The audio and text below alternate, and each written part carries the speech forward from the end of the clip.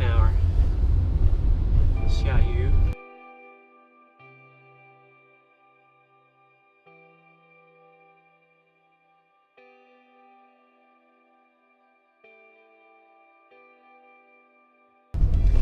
I read this book called The Miracle Morning by Hal Elrod a few months ago, and he talks about the importance of a morning routine, which is something I've known for 20 years or longer, because when I was 21, I was a missionary in Brazil, and I had a set routine for 2 years, and it was awesome because every day I knew exactly when I was waking up. Got up every morning at 6:30, went to bed at 10:30, got 8 hours of sleep a night, and from 6:30 to 9:30 every day, my day was planned out to the minute, and I lived that way for 2 years, and it was awesome. So when I came back from being a missionary and went back to university, that's how I lived for the next 9 months or so. And I was getting up at 4, going to sleep at 8 every night, and from 4 to 7 every morning I had a routine, and I was super productive. I took 25 college credits. I got straight A's, which I was not a straight A student before that by any stretch, and it was great. And then I found out about girls and started dating and stuff, and that messed everything up, because then I was up till 2, 3 a.m. in the morning, and yeah. So 20 years later, finally, my wife and I read this book together, and we both got on the same page about it and said, all right, we're going to start waking up at 4. So about 3 months ago, we started waking up at 4 a.m. every morning, and it's been incredible how much of a difference it makes, and how much of a difference it makes just having this morning routine that's set every morning, and both of us waking up at the same time to do it. So it's been great. It's been a game changer, and thanks Hal Elrod for the miracle morning and making it happen. So that's why you get emails from me at 4 a.m. We're on the way to work. Today, normally I work from home office, but today ReadWrite Labs, which is the largest IoT accelerator in the world, and they have offices in Hong Kong and here in China. So we're on the way to ReadWrite Labs, and we're going to meet with a group of entrepreneurs who are here from San Francisco. And Kyle Ellicott called me in to talk to them about just starting a business in China and what it's like running a business here, and what my experience has been the past year. So I'm going to talk to them about that, and maybe we'll talk a little bit about marketing as well. Go through LinkedIn, Instagram, everything really quick. Looks like Ryan Foland is tagging me in some photos because he was one of our speakers for our China Marketing Summit event last week.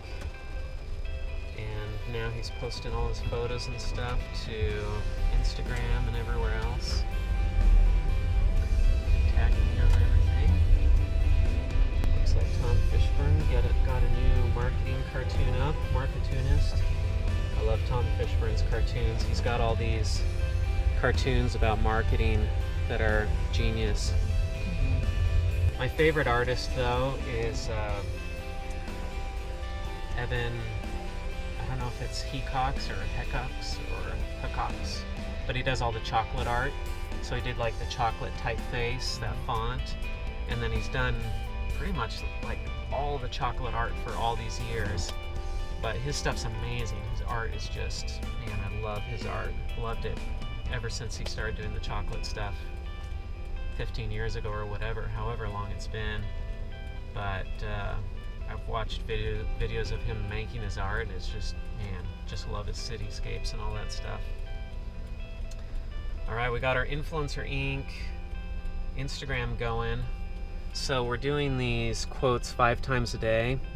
We're doing quotes from people who are leaders or influencers in their space, and putting these up 5 times a day. And we're writing up a little bit of commentary on the quotes and stuff. So we're just going to see how we can grow that Influencer Inc. account. Cher's doing a good job getting that stuff up. She and I have been working a lot on this stuff together. See, they're all kind of a matching format. Let's see, we've got Sheryl Sandberg, Lilac Bullock, Pat Riley, my favorite basketball coach of all time.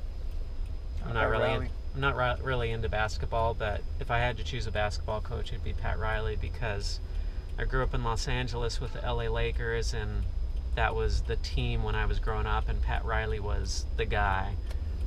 Plus my dad would always talk about how much he liked Pat Riley's hair. He's like, man, look how good his hair looks, all slicked back. How about it?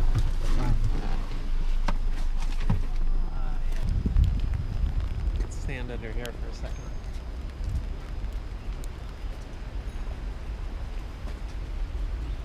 Kyle. Hey, what's up, buddy? All right, we'll make this easy. Good, sir. How's it going? I was just messaging you to see, like, Oh, this is where buddy. exactly How you doing? do we go? Oh, yeah. Here you go. I'm good. I'm good.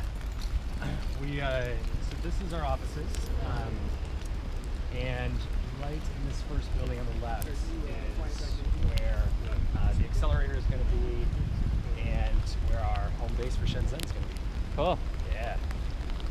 And we partnered with Liger and Tsinghua University. So Liger is their capital group within the division, and they just started something new called LigerX, which helps companies do cross-border business. So we're working all together to support cross-business initiatives or cross-border initiatives for startups of all sizes. Cool. Have you talked to Mike Michelini a bunch about this stuff? I have not. I want to. Yeah, you need to chat with him about his conference and stuff. Yes. I wasn't able to attend. I think there was a conflicting event on the same day, but he is at top of my list. Cool. When there's rain, at least you get clean air. That is true. And sometimes a shower. Hey. Yep. Good to see you again. Good. You? Good. So are you in SF right now, or are you here?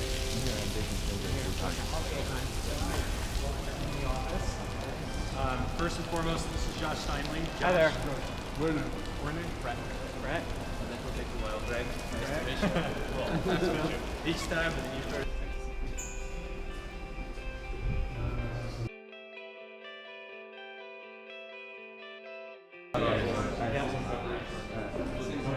Yeah, he and I went to the same high school, actually. Oh, In you Arcadia. did? We went to Arcadia, California. Okay. Arcadia. Yeah. I've been there many times. Yeah, that's where I grew up. Oh, I see. Arcadia? Yeah, that's my hometown. Oh, okay, good. I've been to around your hometown. Yeah, Alhambra? Arcadia's like 60% Chinese. Right, I come right. over here, it's like going home. Right, Same right, thing. I had a Business and personal stuff. My wife and I are adopting a child from China, Oh. and then that just led to like, we should just move over there. Okay. So we moved to Hong Kong in 2013. We were there for about 3.5 years. And then I ended up starting an office there and got that up and running. And then we moved here a year ago, and now we're getting an office up here running. Our focus is helping Chinese companies get into Western markets. So all these companies that are they have their own products, but they don't have a brand or they don't know how to market into the U.S. We help them to market into Western markets. Not a certain focus, but it's really anybody who's already selling. I mean, so we work with Wanda Group. So we work with their Hollywood arm that's buying up the studios and the theater and everything. And we're managing their social media. We work with a company called King that makes like a Bluetooth speaker that's handcrafted out of wood, and they've won all these awards at CES and stuff, and so we were working with them on their US expansion. Okay. And then other companies, it's just random. I mean, we have a client that makes power strips and blenders and coffee makers, and they're trying to break into the Western market. Romos, which does power supplies, and they're really big throughout Asia and What Europe. about, But agency outside of China, we do all sorts of work globally for clients all over the place. Here in China, the demand is more on the side of Chinese companies wanting to get into Western markets. So that's why they're coming to us. Nice. And we plan on doing domestic work, so we want to help Western companies get into China. We actually get a lot of leads for that, but we don't do that. We don't know how to do it, so we're building that capability right now. So our focus is mostly on Chinese companies that are trying to exit China, or not exit, but trying to get into other markets. We have a bunch of people in Arizona because my partner who is in the U.S., his wife is from there, so they live there, and he kind of got an office going, got it there. So we have about 6 or 7 people in the Mesa Gilbert area, and then we have people spread out across the U.S. and other places too. But that's kind of one of our hubs there. Yes.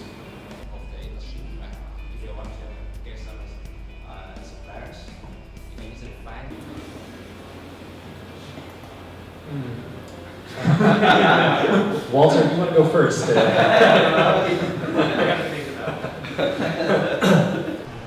Check it out. Yeah.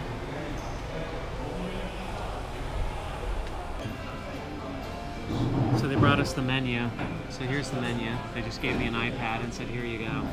So I gotta find, it's nice that they have the pictures and everything, since I don't read Chinese. So, I don't eat meat. That's my favorite thing. I love eggplant now. I hated eggplant when I was a kid, sorry Mom. But now I love eggplant, it's like my favorite thing over here. So let's see, some differences between eating in a restaurant in China and eating in a restaurant in the US. So one is, at least in Hong Kong, the restaurants get super crowded in Hong Kong at lunchtime. So number one, like you don't see restaurants this big in Hong Kong most of the time. There's some, but most restaurants are super tiny and they're super packed. And if you sit somewhere, like at this table in the US, you wouldn't expect somebody to come sit down next to you. But in Hong Kong, you would. I mean, they'll just cram people in right next to you. That's totally normal in Hong Kong to sit. And then somebody comes and sits down right next to you or right across from you, and you have lunch together. That's just totally normal in Hong Kong, and it really threw me off when I first moved here. And so it's just the sense of personal space is different here than it is in the US. And it's funny to see expats come over and they act like the Hong Kongers or the Chinese are being all rude or something. It's like, it has nothing to do with rudeness. It's just, that's normal. You just sit at tables together and everybody kind of is right next to each other. So that's one big difference about eating over here in China versus US. Obviously chopsticks are another big difference. This in Asia, there's no tipping at restaurants. And you don't tip the taxi driver, anything like that. You never tip anybody. Unless you go to a hotel that's like super westernized, then I think they're trained to just accept it. Yeah. They don't expect it. So, but in a restaurant here, you never tip. Like they don't even know what it is. If you leave money on the table, like Jay was saying, they'll come running after you and be like, hey, you left your money here. So you never tip at a restaurant, you never tip the taxi driver, you don't tip at the hotel. There's no tipping anywhere here. And it's not like you're going to be super polite if you tip. It's like you're just going to confuse people. They will have no idea, literally no idea what you're doing if you try to tip them or if you leave money on the table. Which is great because tipping is just like an inconvenience, right? It's like you have to figure out the math because in US, typically you tip at 15%. Well, it's like the minimum is 15%. And then if you're more generous, you'll tip at 20 or 25% if you're like a really generous person. But most people will tip at 15%. But then, yeah, like now they'll give you a receipt. When you get the receipt in the US, it'll actually have the math done for you. So it'll say like 15% is this much, 20% is this much of your bill. But here in China, no tipping, you just pay, you walk out, you're done. It's great, I love it. So I don't have to figure out all that math and stuff, and just don't have to deal with it. But now I go back to the US, and sometimes it's happened where I've forgotten to tip. Like I'll walk out of the restaurant, and then an hour later I'm like, oh, I didn't leave a tip. Like the waitress probably thinks I'm the rudest person in the world, or that I hated her service or something, when in reality I just got used to Asia and I just forgot about it. The other funny thing is just with the credit card, so here in China nobody gets business cards anymore because everything's on WeChat these days, so like nobody's using business cards that much anymore. But in Hong Kong, business cards are still a big deal. Like there's this etiquette around giving out the business card. And so you give the business card with two hands like this, you hold it with your thumb and you give it to the person face up so that they can read the business card. But that's also how you hand over other things. If you're going to be polite, you don't just hand stuff to people like that. So even with your credit card, if you're giving the credit card to somebody at a restaurant or fast food or any little place, you hand them the credit card like this, here. So now I go back to the US and I'll give people the credit card like this and they take it from me, they're like, okay.